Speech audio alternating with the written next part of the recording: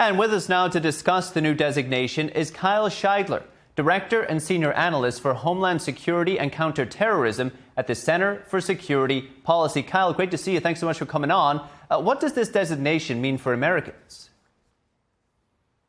Well, if the Trump administration does, in fact, move forward with designating the Muslim Brotherhood, it will be the biggest blow ever suffered by Islamic terrorism since the global war on terrorism began after the 9/11 attacks.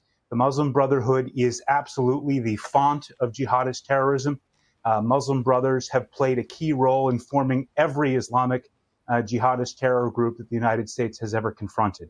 So this is really getting at the very root of the problem. How would you describe the Muslim Brotherhood and how it came about? Well, it was founded in the 1920s in Egypt in a response to the abolition of the caliphate in Turkey during that time. The caliphate was, at the time, the sort of theopolitical center of Islam, both politically and religiously. And with its abolition, the future of the Islamic movement was unsettled. And so Hassan al-Banna, the founder of the Muslim Brotherhood, created the Muslim Brotherhood as a sort of secret society with the objective of reestablishing the caliphate, reestablishing Islam, not just as a religion, but as a form of governance for both the Middle East and eventually the whole world. So this is going to be, if the designation comes to be, we're talking about a foreign terrorist organization. Is this something that's going to allow the Trump administration to handle certain things overseas, or are we saying this could potentially prevent terrorist attacks here in the United States? Well, it could have dramatic effects both internationally and domestically. The Muslim Brotherhood operates in almost every country in the world. In some places, they operate above ground, acting as political parties. In other places, they operate underground as essentially terrorist organizations. For example, in the Palestinian territories, where Hamas is the Muslim Brotherhood representative for that area. Even here in the United States, we have Muslim Brotherhood organizations. Your reporter mentioned CAIR as one of those organizations that's been operating in the United States for a very long time. The U.S. government knows that there are U.S. Muslim Brotherhood organizations. They know that those organizations engage in supporting acts of terrorism. You can go all the way back to the Holy Land Foundation trial in 2008 to see that the federal government had an extensive understanding of the U.S. Muslim Brotherhood and its role in supporting terrorism. So if they should choose to move forward with this, there will be investigative threads that they can pull on to target the Muslim Brotherhood both internationally and domestically. I want to get to CAIR, who are operating here just in just a moment. I know Texas designated them as a foreign terrorist organization just last week. But if this designation, again, were to come to pass, are we likely to see the kind of military strikes or similar activity we've been seeing recently in South America with the strikes on the drug boats?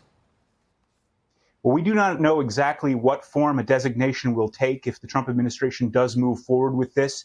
There are a number of Muslim Brotherhood entities that could be designated. They may go for the International Muslim Brotherhood. That's the structure that controls and cooperates between all the various chapters of the Muslim Brotherhood internationally. They may target specific known Muslim Brotherhood chapters in one country or another.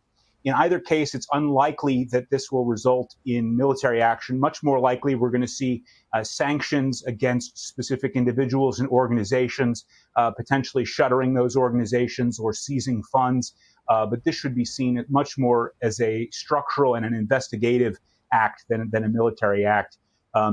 In most of the places where the Muslim Brotherhood is operating, you have U.S. allies in some level of authority, so it's unlikely that we're going to launch military strikes anywhere. This is all about targeting the money, targeting the organization. Kyle, we discussed a little bit on CAIR. If I'm not mistaken, you said this was a branch or part of the Muslim Brotherhood that operates above on the surface. It stands for the Council on American Islamic Relations, CAIR, C-A-I-R. And just last week, as I said, the Texas Governor Greg Abbott took action against them, designated them a foreign terrorist organization. What is he accusing CAIR of doing? Well, the Council on American Islamic Relations was founded in the early 1990s to serve as a public relations arm of Hamas.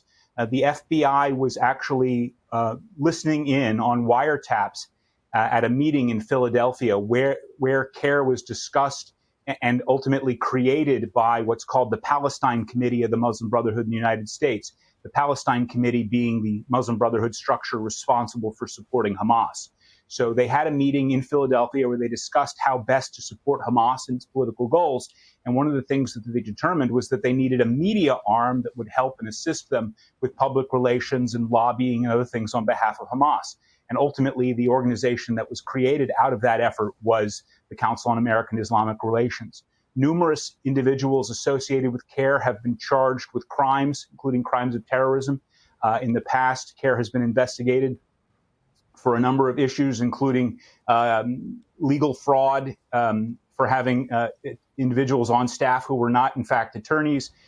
So they have engaged in a long history of bad behavior, and it's finally catching up to them. Kyle, got about 30 seconds. Would there likely be legal or political challenges to the Trump administration's designation? You can count on it. There's been a long pushback politically against designating the Muslim Brotherhood. There were attempts to designate them in the first Trump administration, and there was a great deal of bureaucratic resistance. But I think the president is hearing his base here. The conservative base has been calling for a designation of the Muslim Brotherhood for some time. We can expect a number of brotherhood organizations will challenge this in court. But as I said, I mean, there are documented federal government documents showing the connection between these groups and the Muslim Brotherhood. So the evidence is there to make the case. It will stand up in court. They just have to be willing to face that in court. But yes, I would actually absolutely anticipate a legal challenge. Important information. Kyle Shideler, appreciate it, sir. Thank you. Thank you.